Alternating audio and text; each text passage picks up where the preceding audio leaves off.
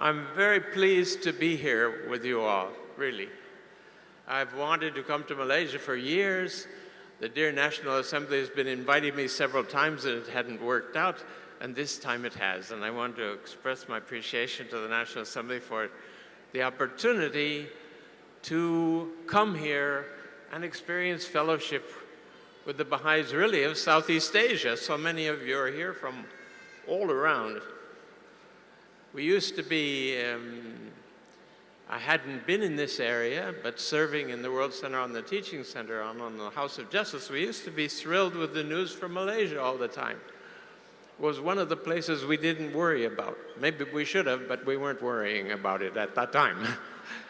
And now look at how it's grown and how you are here.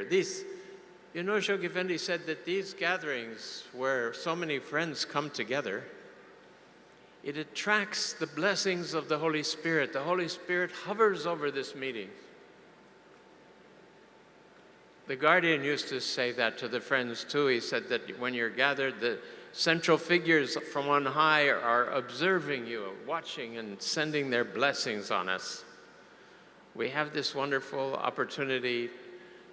We talk about love. We have this particular occasion to express it to each other. The theme about the dispensation of the Bab, we really should be very grateful to Councillor Tehrani for this review of the life of the Bab and the meaning of his sacrifice and his martyrdom and the example of Anis. And I had anticipated that people would probably be speaking about this history. So I thought, well, what aspect should I introduce for us to think about and to reflect on? And apart from these marvelous, inspiring episodes that we need to absorb and, if you will, bring into our bloodstream, into our nervous system, there are aspects which assist us in recognizing the Bab at this bicentenary of his birth that we may not have all thought about recently. Though the friends who have been students of the writings will be familiar with all these things, but this is a kind of a review which will help us to look at the Bab from different aspects. For instance, I've collected some comments and thoughts from particularly the vision of the Guardian of the history of the faith to share here today.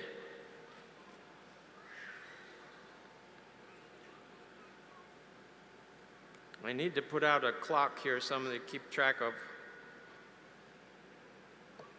how long I'm speaking. Thank you.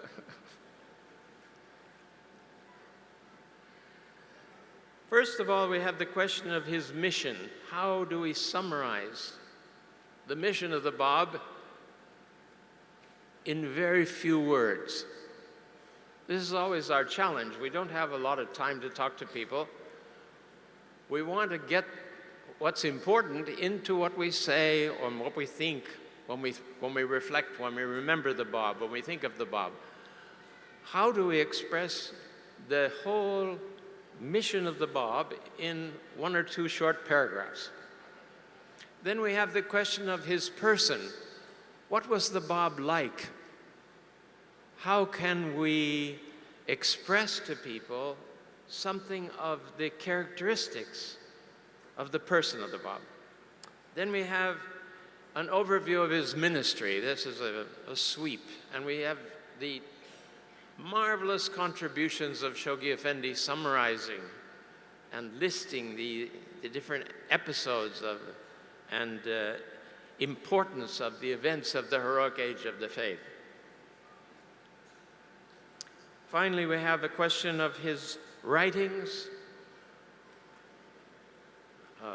brief look at that, which are the most important ones of them, what was their central purpose, That, of course, includes his covenant, binding us to the appearance of him whom God shall make manifest. And finally, we have a characterization of his rank, his position in the spiritual evolution of mankind. In all of this, I've always felt guided by the writings of Shoghi Effendi. Now, Shoghi Effendi, as you know, he edited and translated the Dawnbreakers. So he's really the source of this gift that we have of the history of the Bab. And then, for that work, he read a lot of non-Bahai literature by people who weren't believers, observers, European historians. Nicola, Gobineau, Brown, marvelous scholars who, in a sense, legitimized for scholarship these episodes of the life of the Bab. It's so marvelous that we have that. And Shoghi Effendi put them as footnotes. He developed and himself placed footnotes in his edited version of Nabiul's narrative. So those are very interesting to go back and look at too. Many of them are in French. One of the believers in America years ago dedicated themselves to translating the French footnotes in the Dawnbreakers, and that's published separately. So if you're not familiar with French, you can find them there. And they make a marvelous contribution to an outside view, if you will, of the Bab and his mission.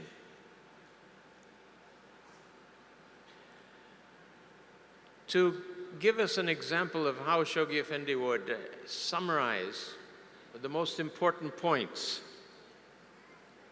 when he was describing some aspect of the faith, or the faith itself in a whole, we have two documents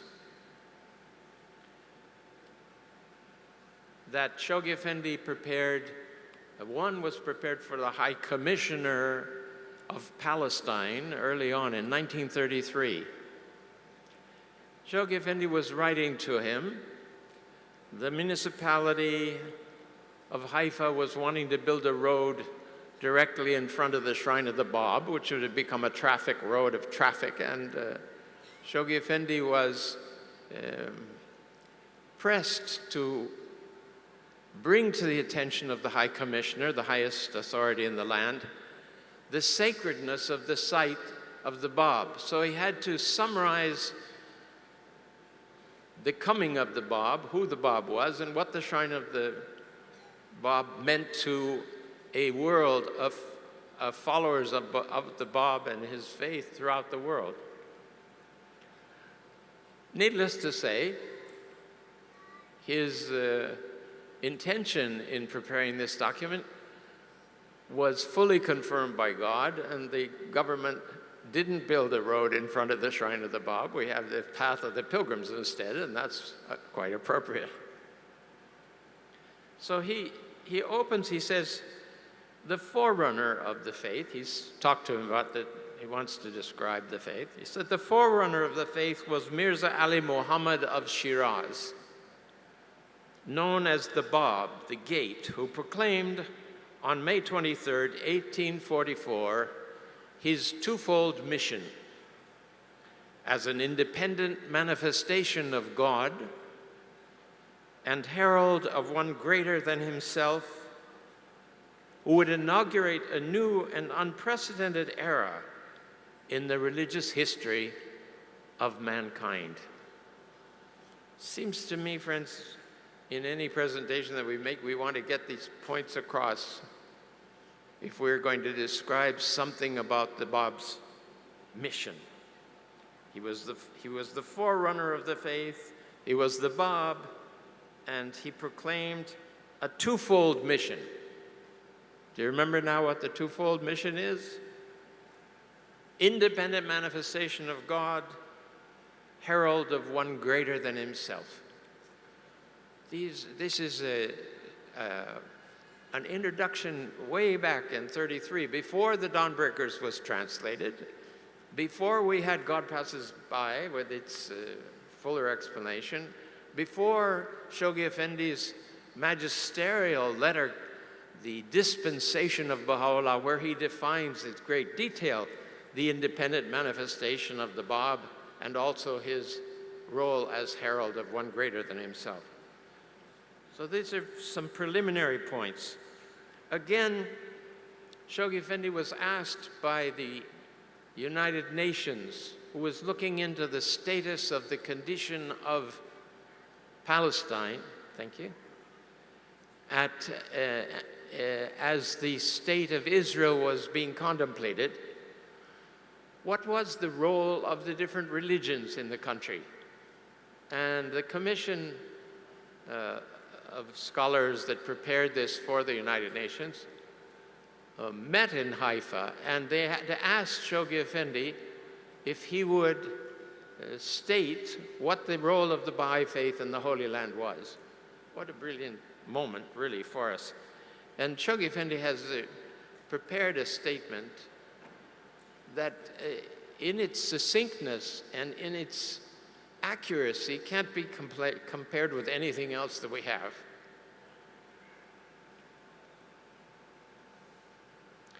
He starts this statement, which has been published in Baha'i World books in the past. You can find it in separate editions also.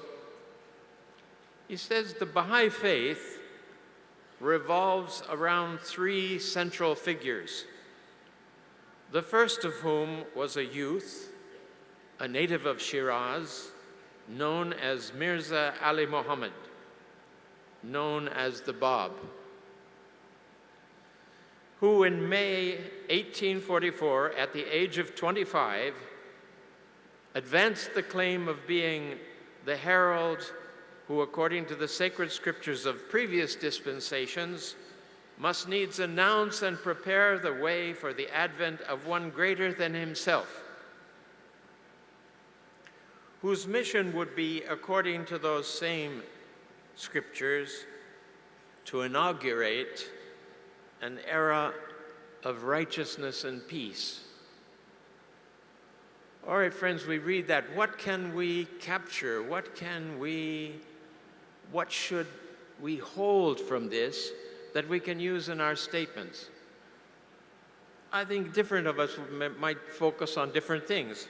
A herald who, according to sacred scriptures of previous dispensations, must needs announce and prepare the way for the advent of one greater than himself, but also that he's to inaugurate an era of righteousness and peace.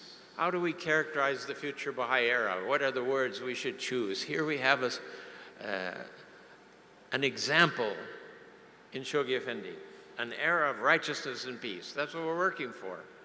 That is what we're working for.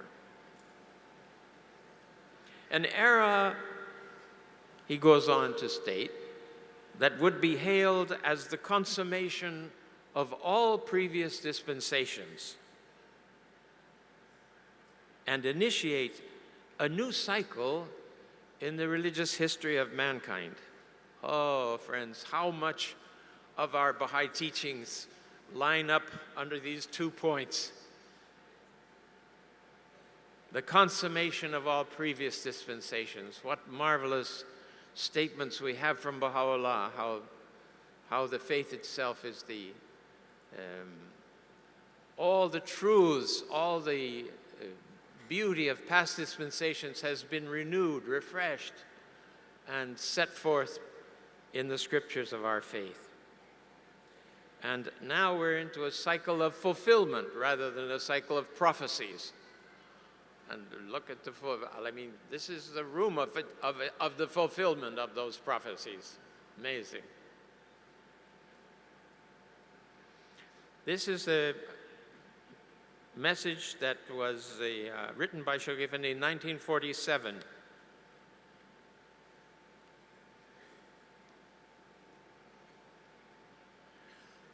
We come to the question of the person of the Bab.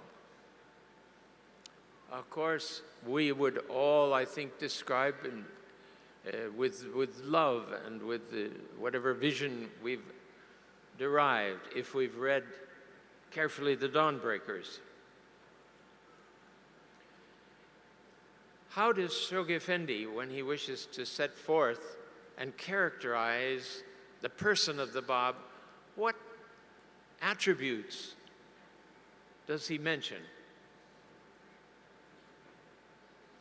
Friends, I'm going to read you two sets of them. One is from God Passes By, the foreword of God Passes By, and the other is from the Dispensation of Baha'u'llah. They're parallel with each other, but slightly different in their order and emphasis. It seems to me if we want to talk, we want to describe the Bab, we need to focus on these characterizations, along with whatever we have absorbed of the history of the faith, to be able to speak about it. Look how the vision of the Bab comes forward from these few phrases. He's describing the first of the four periods which he surveys and reviews in God Passes By, in the foreword to God Passes By.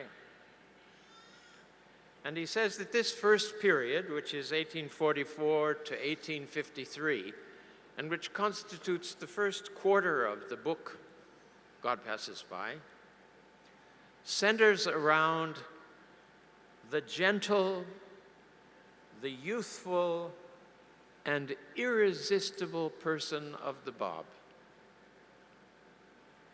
Gentle, youthful, irresistible. Matchless in his meekness.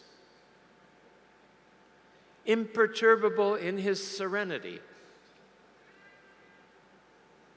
Magnetic in his utterance.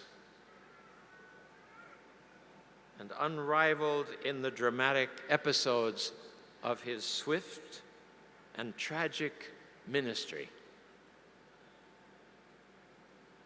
You can line up so many different stories. You could put these as the title of different sections of a booklet and line up the episodes that demonstrate the irresistible character of the Bab, his meekness, his serenity, the matchless and magnetic utterances that he spoke and how they affected the people that heard him.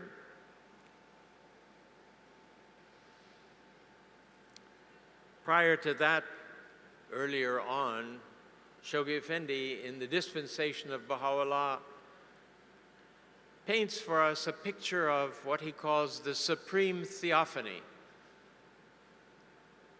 It's written on the 90th anniversary of the founding of the faith.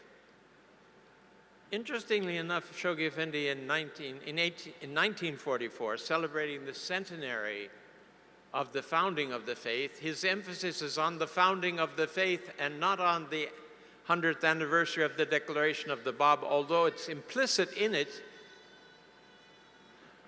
He calls that anniversary not the anniversary of the declaration of the Bab, but the founding of the faith of Baha'u'llah. Some scholars later said, but this was the faith of the Bab. Why does he include the Bab with Baha'u'llah? You can see, friends, from these explanations of the Guardian and from the writings that he cites in support of this, that it's one faith we have.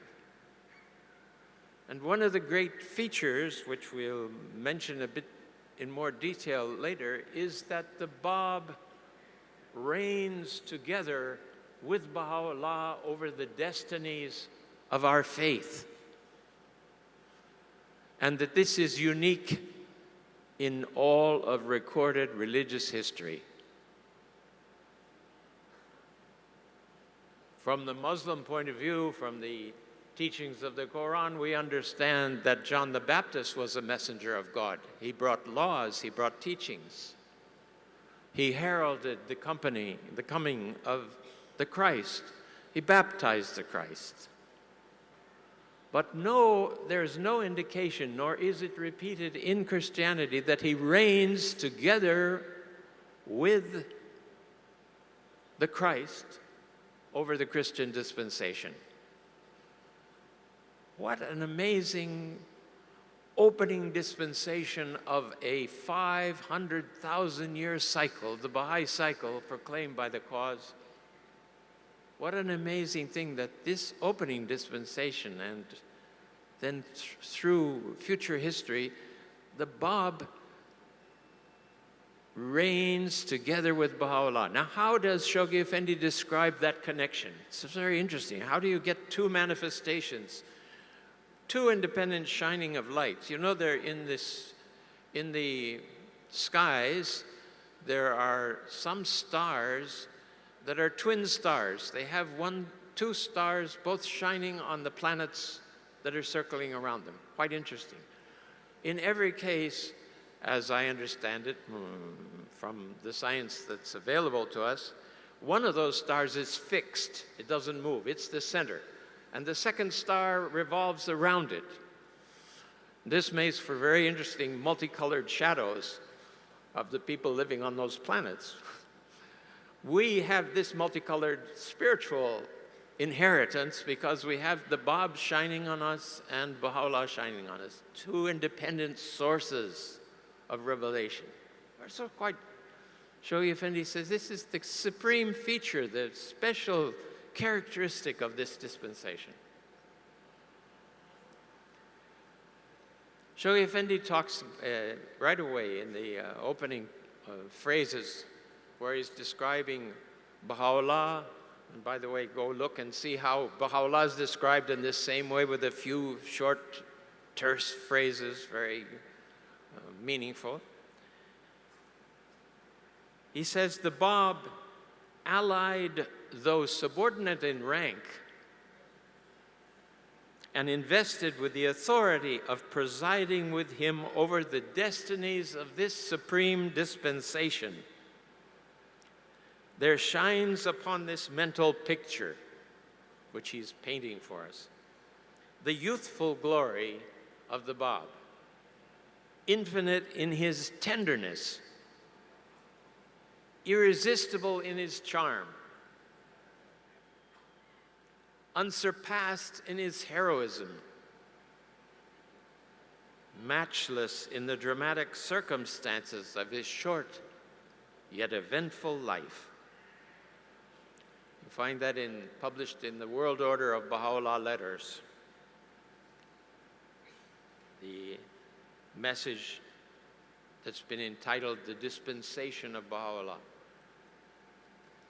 When I became a Baha'i back in the 1950s, while Shoghi Effendi was still alive, one of the prerequisites to become a member of the Baha'i community was to study the dispensation of Baha'u'llah, this letter, and the Will and Testament of Abdul-Baha, and Baha'u'llah in the New Era, and write an essay why you believe in Baha'u'llah, which the local assembly would then study and decide whether you could become a Baha'i or not. They took a long time deciding about me, I can tell you.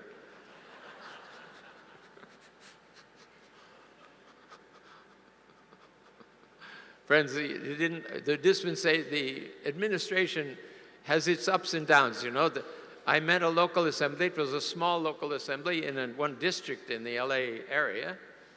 And I met with them, and they didn't ask me too many questions. Somebody warned me, you better find out when Mullah Hossein was born.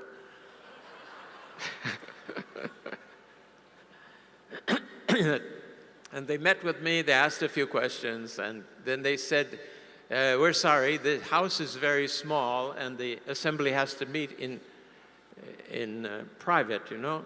Would you mind standing in this street while we review your case? I was in the street. It was March. It was cold. And 10 minutes passed, 15 minutes passed, 20 minutes passed. Then the door opened. I thought, boy, they really had a hard time deciding about whether they would let me in. And the chairman said to me, so sorry to keep you waiting so long. He said, the assembly hasn't met for 6 months, and they had some business. They wanted to have the closing prayer with you, and that's why it's taken all this time. Well, that was a relief to me because I thought I wasn't going to get in. All right. Here again we have youthful glory, the irresistible person of the Bob, irresistible in his charm, unsurpassed in his heroism, unrivaled in the dramatic episodes of his swift and tragic ministry. These are things, friends, we can speak about. There's another facet to this which I feel is helpful to us. When you want to describe the shrine, the influence of the 3 shrines in the Holy Land, it's very interesting to think of these characteristics because the friends have different feelings in the different shrine. You go to the shrine of the Bob, it has a certain dynamic immediacy about it. At least these are personal impressions, but we hear it over and over from the friends. You go to the shrine of Baha'u'llah and you have this serenity and this peace and glory of God there. So this is quite interesting from that point of view.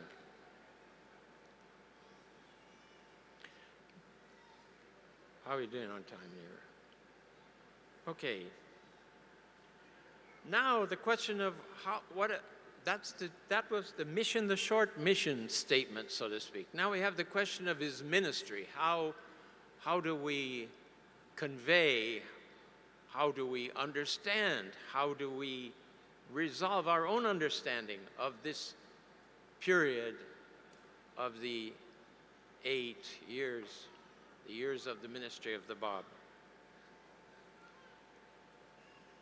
Again, we go back to this statement that was prepared for the government, for the United Nations survey of religions in the Holy Land. Shoghi Effendi focuses us now on the ministry of the Bab, then he, of course, goes on to the ministry of Baha'u'llah and that of Abdul Baha. The one which we're interested in today is, of course, related to the Bab.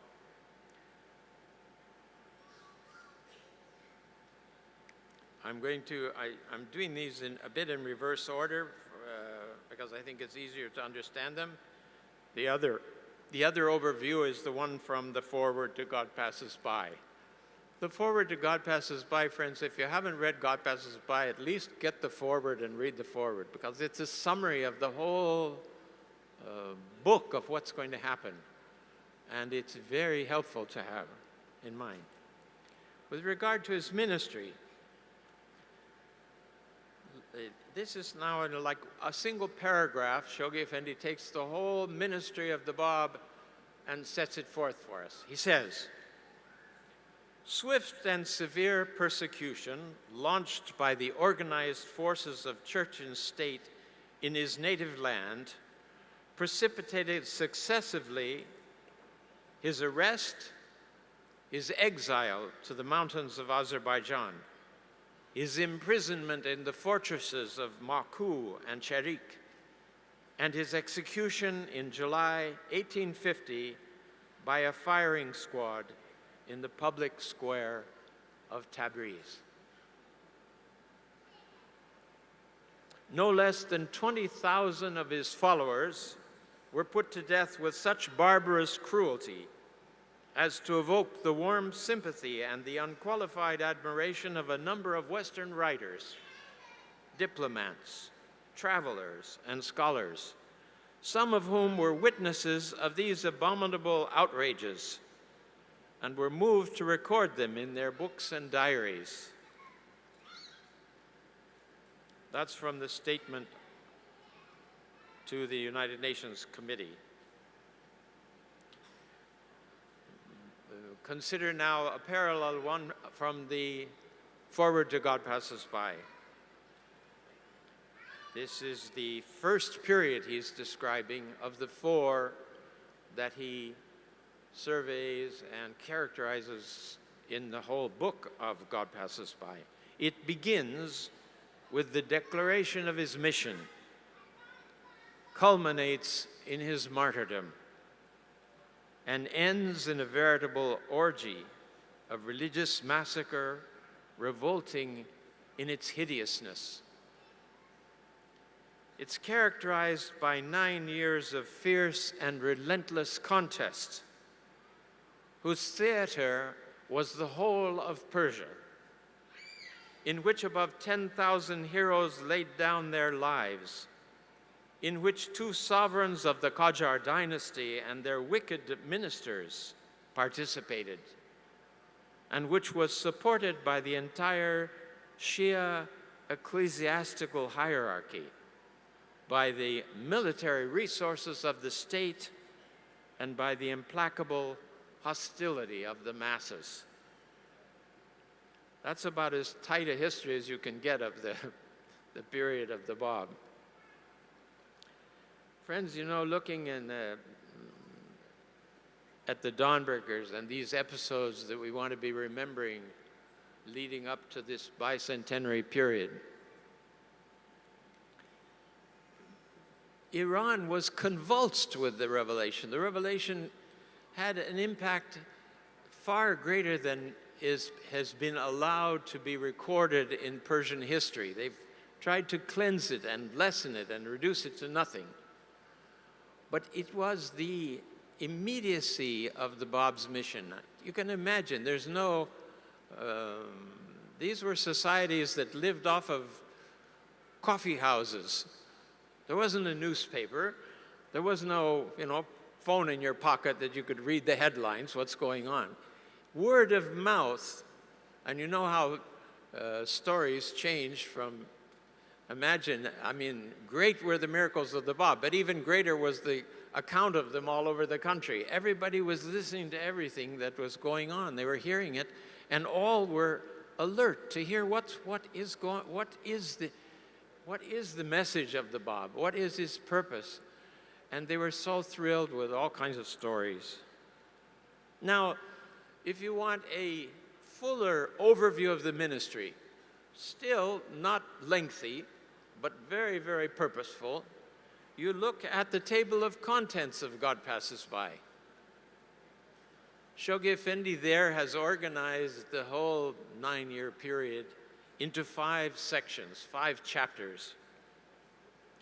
I want to refer briefly to them here because it'll give you an idea. It will cause you to remember things you should remember.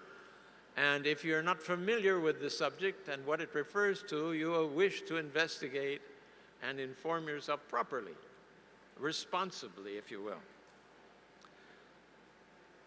The ministry of the Bab, the birth of the Bab, first part. The birth of the Babi revelation, declaration of the Bab's mission, enrollment of the letters of the living, the Bab's pilgrimage to Mecca, the Bab's arrest and departure for Isfahan. Filled so many episodes, so moving about, you remember the plague in Shiraz after they were going to arrest and detain the Bab and thinking of killing him. The Bab's sojourn in Isfahan and the marvelous events that took place there with the conversion of the governor. The second section is on the Bab's captivity in Azerbaijan, and it includes the significance of his captivity, his incarceration in Maku and Cherik, his examination in Tabriz, where he declared so openly that he was the promised Qaim, remembering that the governor of Azerbaijan at that time was the crown prince who was to become Nasruddin Shah. Nasruddin Shah saw the Bab declare he was the promised Qaim, was sitting in that gathering. His examination, in Tabriz, and the punishment that they meted out to him, his writings, his covenant, and then Shoghi Effendi's review of the conference of Badasht. Then he goes into these upheavals in Mazandaran, which of course was Sheikh Tabarsi, all the events of Sheikh Tabarsi, Neriz, the revolt in Neriz and ending with the martyrdom of Vahid, Zanjan, the last. Just recently, my wife and I have been reading these passages out loud to ourselves in the morning. We have a little devotional, and the extent of the involvement of thousands of people along with Hojat in Zanjan that were resisting the pressures of the government and of the clergy to renounce the faith. It's an amazing spectacle. You must go back and visit that again if you haven't looked at it. And finally, the account of the 7 martyrs of Tehran, which, as you recall, included the uncle that raised the Bab himself. The Bab, overcome with grief with the hearing of all these things that happened. Then the section on the execution of the Bab, the events preceding his death, circumstances attending his martyrdom, which have been so beautifully recounted here, the tributes that were paid to his memory, the parallel between his mission and that of Jesus Christ. We'll come back to that a bit later on, too. The significance of his mission. All right, Shoghi Effendi summarizes all these things for us and draws quotations from various sources and the comments of Baha'u'llah himself on these events. Then we have the attempt on the life of the Shah and its consequences. That chapter contains circumstances attending the attack on Nasruddin Shah. What was the background? How was Baha'u'llah's innocence established? Because he was such an important Babi figure, they felt he must be responsible in some way for the attempt on the life of the Shah. Then the massacre of the Babis in Tehran, and it spread to other cities, just merciless. Anybody that there was a whisper of the possibility they could be a Babi was grabbed and killed, and the wives and the children. Friend, there's so many of these things that even in our own time, with the revolution and the persecution of the Baha'is in 1979 on, we don't realize all the little terrible things that happened that aren't news because they weren't executed. For example, the story of the officials entering into the home of a young Baha'i family and humiliating the wife in front of the husband and taking from her hands the baby in her arms over to the samovar and sticking the mouth of the baby on the samovar and opening the boiling water in the face of the parents. I mean, that's not international news, but think of the implications of that. An old man who can't buy any food because he's a Baha'i in one village, so he walks at great pain to himself to another village. And when the village ruffians realize that he's a Baha'i from another village, they go to him and they put out their cigarettes in his eyes. This is modern times. We were hearing this as serving in the Holy Land. The friends have been through miserable times. You hear about persecutions, but when it comes down to the individual events, it becomes very, very heartrending.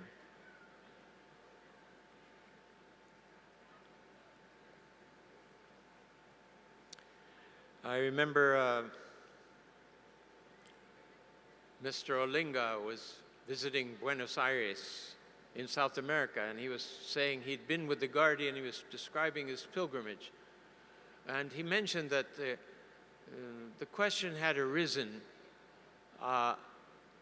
why Nasruddin Shah escaped punishment? All the other officials and people who were involved in the persecution suffered dire consequences, and he didn't. He lived on, and his reign was 50 years as Shah. And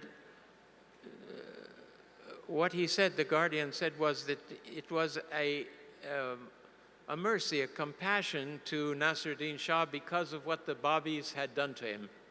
that God prolonged his time here. Until his golden jubilee, on the 50th anniversary of his reign, he was shot at the mosque and died as a consequence. And Shoghi Effendi, now consider we were speaking, I was translating to Spanish for the Hand of the Cause, and the audience was mostly former Catholics and some of the older Catholic ladies, very sensitive to the question that came up next, because Shoghi Effendi said, and when Nasruddin Shah died, he went straight to hell. One of the older ladies started fanning herself in the back of the room, and then I thought, this is getting a bit delicate, but let's hear what happens next. So I turned to Mr. Olinga, and he said, and then the Guardian said, and he's still there. At which point, the lady who was fanning herself fainted off her chair. The visions of childhood, brainwashing about hell, going to hell, and what's going to happen to you. And the Baha'is, who are more than happy to say, well, hell is, it's not really real. It's not a physical hell with real physical fire. It's worse than that, I'm sorry to say, but we don't like to think about it. Anyway, that was interesting. I also heard something, this is anecdotal completely. Rhea Khanum said that when she was, after her marriage, one time Shoghi Effendi was jesting with her, and he said, Nasruddin Shah went to hell. And he said, when Muhammad Ali, the archbreaker of Baha'u'llah's covenant, he died, he went to hell too.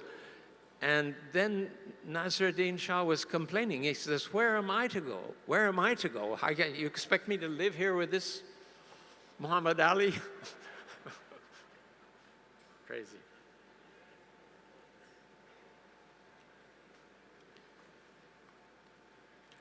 Now, summary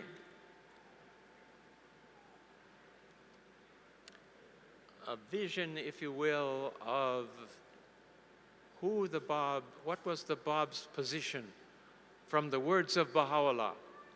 Now you can imagine, there are endless tablets and references to this, but out of all those, our beloved Guardian, who surveys with this divine infallible vision of the cause of God, he chooses certain titles and characteristics to impress upon us how Baha'u'llah views the Bab. Shoghi Effendi writes, he says, the Bab, acclaimed by Baha'u'llah as the essence of essences, the sea of seas. Two very interesting titles. These are referred to also in the Dispensation, if you're aware of it. As the point round whom the realities of the prophets and messengers revolve, whose rank excelleth that of all the prophets, and whose revelation transcendeth the comprehension and understanding of all their chosen ones. We're familiar with the phrase about the king of the messengers of God in the Tablet of Ahmad with reference to the Bab. There is a hierarchy among the prophets of God. And to think of the Bab simply in the terms of being a herald of Baha'u'llah and not really having a full role of prophecy is a mistake. His mission outranks the mission of all the previous manifestations of God. We counted the words of revelation that we had access to. Baha'u'llah had left a box of the writings of the Bab to Abdul Baha, and passed on to the Guardian and to the House of Justice. And now they've all been cataloged and they've all been digitized. So can you imagine how many the words of the Bab, of revelation we have from the Bab. They summarized 5 million single words, That is greater than the combined scriptures of all the known religions of the past. He alone has equaled all the previous revelations and then gone beyond that. I'll come to what Baha'u'llah did in another session with you.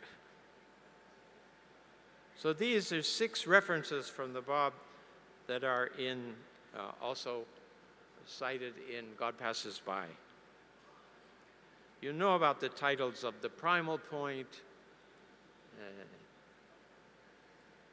the comparing of this point round whom the realities of prophets and messengers revolve has been extended to the shrine of the Bab as well. Shoghi Effendi mentions that.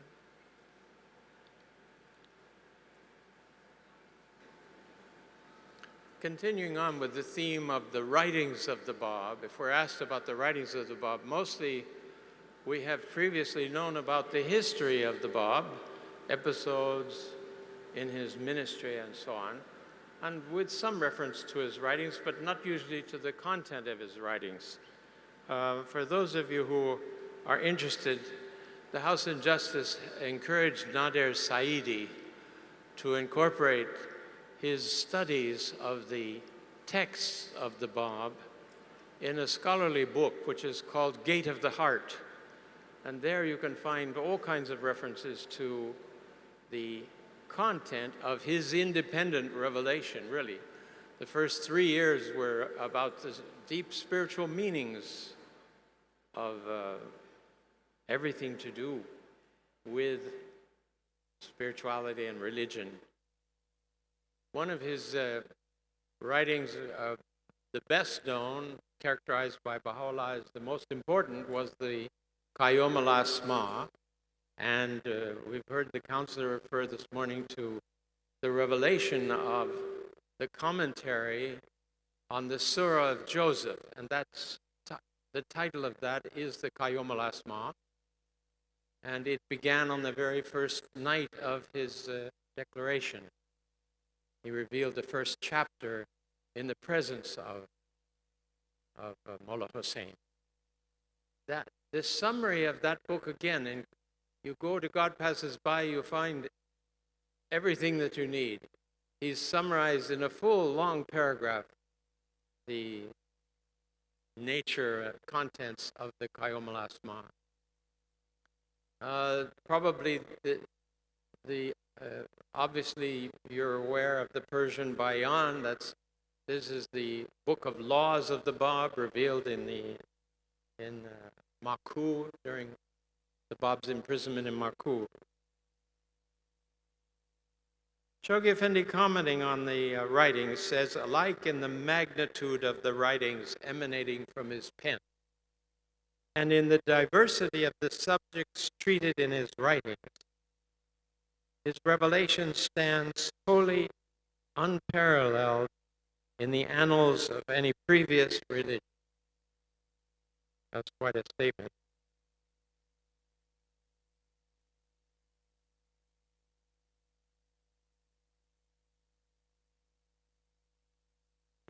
In a paragraph, he says, no less arresting is the variety of themes presented by these voluminous writings, such as prayers, homilies, orations, tablets of visitation, scientific treatises, doctrinal dissertations, exhortations, commentaries on the Quran and on various traditions, epistles to the highest religious and ecclesiastical dignitaries of the realm, and laws and ordinances for the consolidation of his faith and the direction of its activities.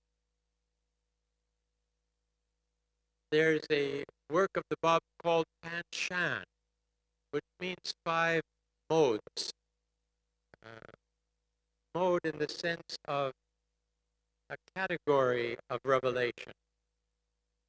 And the Bab describes, he repeats 4 modes of revelation which existed in the Islamic dispensation, and then 1 new mode that he adds himself. And just briefly summarizes just the mention of this again, it teases you to go and study further into the writings of the Bab and understand about them as part of your overall survey and understanding of the dispensation of Baha'u'llah.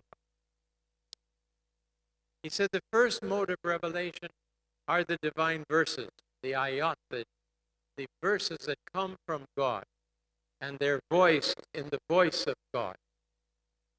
You remember Baha'u'llah was challenged. He said he is claimed to be God, and he explains in the Kitab-i-Gan that when the manifestation of God claims to speak in the voice of God, when he says, I am God, verily, verily, I am God, this is the essence of self-effacement of the manifestation. He's so removed his person that God speaks through him in the first person.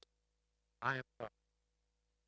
It's a very interesting concept. Now, this mode of revelation is characterized by the phrase, I am God.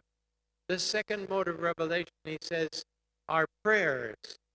And this corresponds somewhat to the inner state of the Bab, that he was the source of revelation and divinity.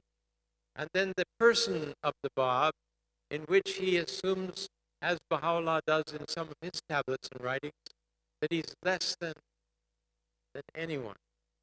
He's submissive entirely to the will of God. So you have the station of revelation, and then you have the individual soul of the manifestation, which always manifests this terrific meekness and humbleness. The second stage, he said, has to do with prayers and praise of the first mode of revelation. Prayers referring to the first stage of revelation, the first mode of revelation, and that is characterized by the phrase, Thou art God. The third mode of revelation are commentaries upon the first and the second modes, in which the mode of revelation, he said, is He is God. Descriptions, commentaries on the content of the first stage. And the fourth stage, he said, are scientific treatises and other dissertations of the manifestation on a great variety of things. He is God who does this and explains that and so on.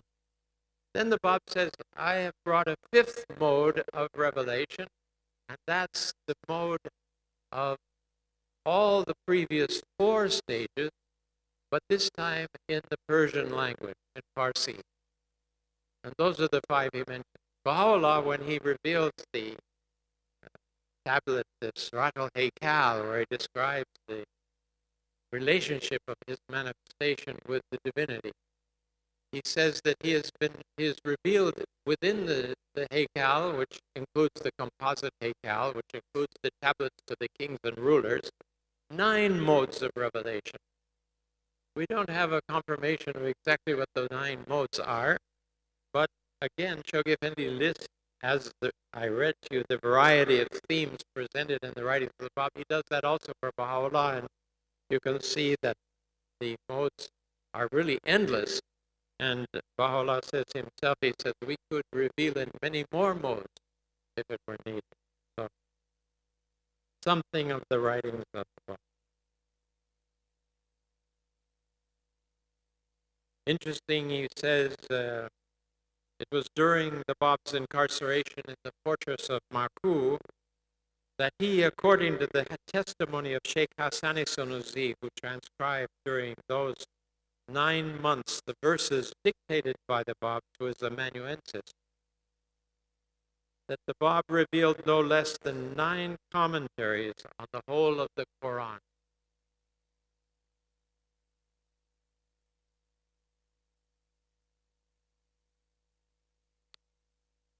Shoghi Effendi highlights that in the Bayan, in the third Vahed, in the third section of the Bayan,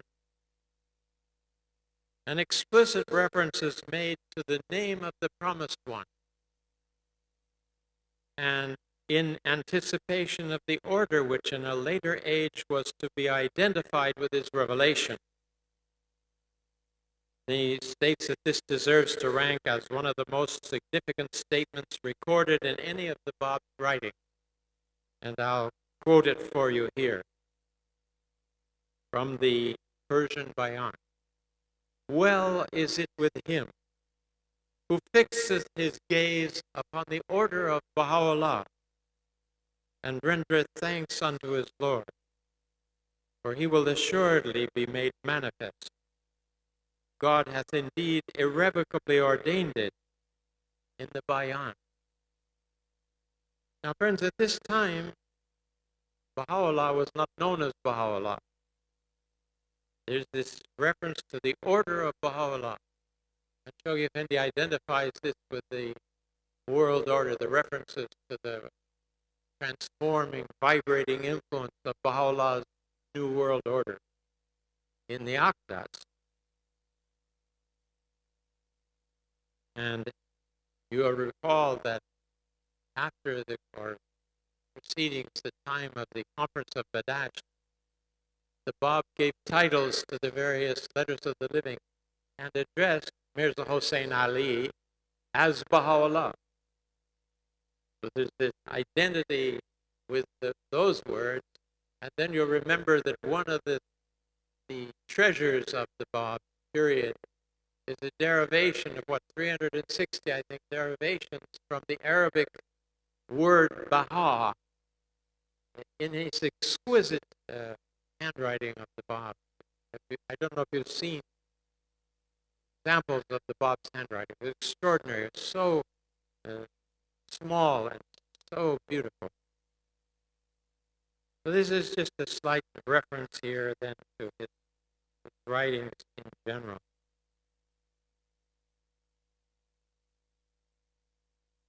Continuing on with our theme of the rank and station of the Bab, further words of the guardian for our edification and guidance. It says, dearly beloved friends, that the Bab, the inaugurator of the Babi dispensation, is fully entitled to rank as one of the self-sufficient manifestations of God. Self-sufficient manifestation is also sometimes termed in the writings manifestation endowed with constancy. It means he brings a book and his own set of laws, and that those laws then reign. Other manifestations may appear afterwards and write commentaries or explanations of his writing, but these are the self-sufficient manifestations of God. He's been, as that such, he's been invested with sovereign power and authority and exercises all the rights and prerogatives of independent prophethood. This is yet another fundamental verity which the message of Baha'u'llah insistently proclaims and which its followers must uncompromisingly uphold. That he is not to be regarded merely as an inspired precursor of the Bahai revelation. That in his person, as he himself bears witness in the Persian Bayan, the object of all the prophets gone before him has been fulfilled. This is the truth which I feel my duty to demonstrate and emphasize, the guardian said. We would assuredly be failing in our duty to the faith we profess, and would be violating one of its basic and sacred principles if in our words or by our conduct we hesitate to recognize the implications of this root principle of Baha'i belief, or refuse to uphold unreservedly its integrity and demonstrate its truth.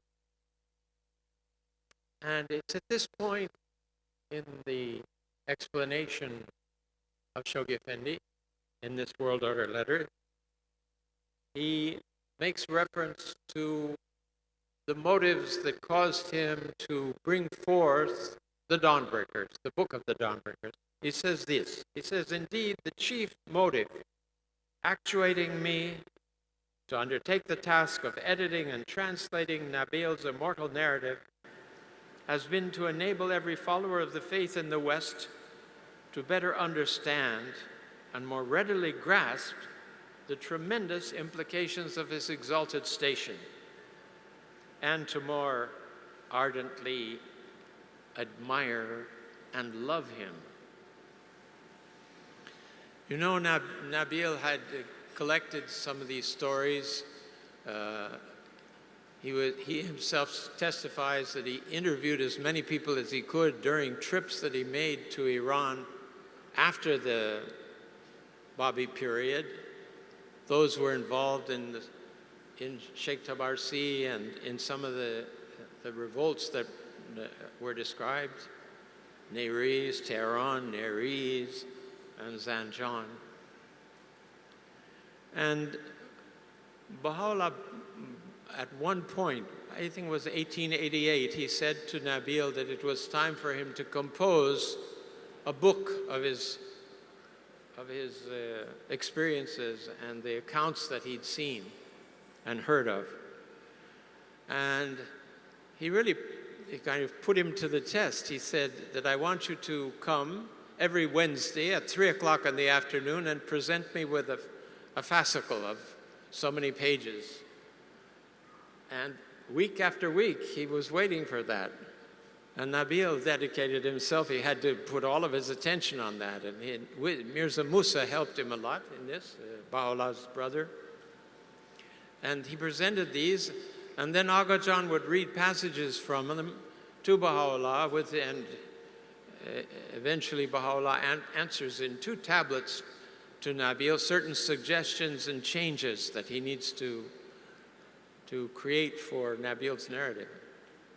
So it was directly under the supervision of Baha'u'llah that Nabil's narrative was created by Nabil. And later in the time of Abdul Baha, he had some comments and views of his own, and finally Shoghi Effendi edits the whole thing for an English version. That is what we have. What a work of love he gave us, a work of sacrifice. Now, the time passes, and sometimes we're not always familiar with some of the letters of the Guardian about Nabil's narrative. I want to quote a few passages here to you to incentivize all of us that we return and read this book now ourselves. Shoghi Effendi writes, this is from a letter written on his behalf, I would strongly urge you to utilize to the utmost possible extent the wealth of authentic material gathered in Nabil's stirring narrative, and to encourage the youth to master and digest the facts recorded therein as a basis for their future work in the teaching field and as a sustenance to their spiritual life and activities in the service of the cause. What a terrific emphasis. So all you youth out there, master and digest the facts of the Dawnbreakers is the challenge that you have before you. Don't stop these other activities that are going on to do that. This is a separate level of individual study of the writings which we need to keep on with. There's some hours of the day we can't do the collective activities, and those hours, let us fill them with a review and study of these basic memories and that the house is highlighting for us. Again, Shoghi Effendi in a letter said, no one can read the Dawnbreakers and remain cold and unreceptive. The deeds of those heroic souls are bound to stir the reader and win his support. Who can see what they experienced in the path of God? Who can see what they've experienced in the path of God and remain apathetic?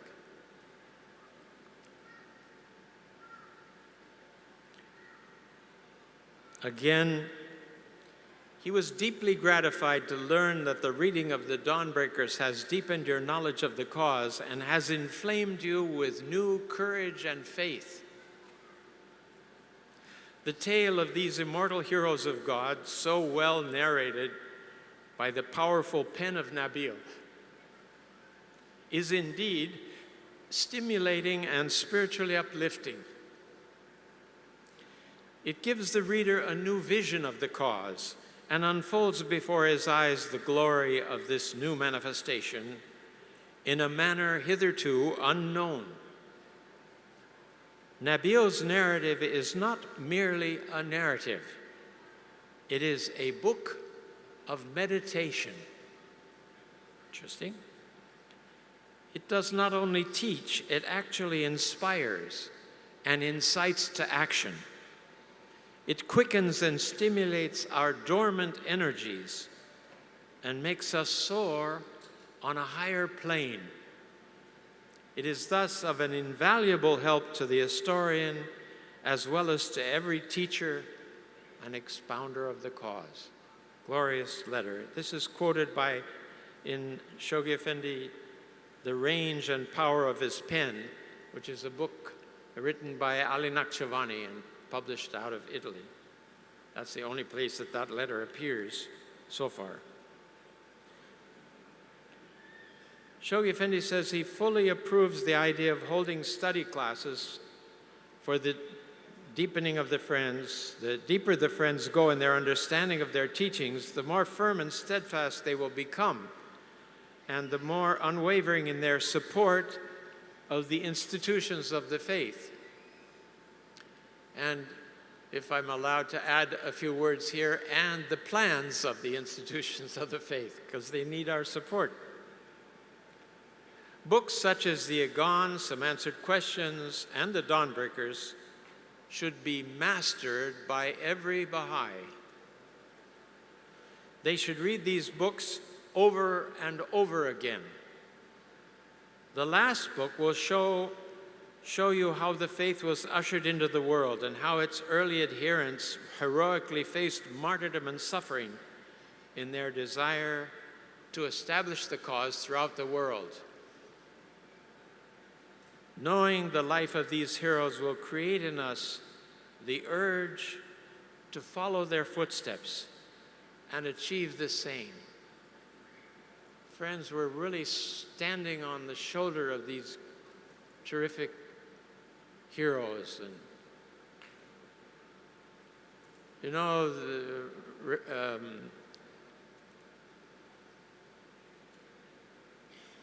I think it was to Martha Root, she reports that the Guardian said that not all the heroes of the faith are saints. People had their shortcomings, but they still were heroic and they died as martyrs. But Shoghi Effendi adds, he said, but all the saints are heroes. If you attain to sanctity and detachment in the cause of God, that's a heroic act in itself and has a great influence on everyone around us if we can manage that. I think we've come to the end of the session, and this hopefully significant review of the writings from the Guardians, the words of the Guardian himself. And I hope you'll go and find these characterizations of the Bab, the person of the Bab, and use them in your teaching leading up and your understanding leading up to the commemoration of the bicentenary of his birth.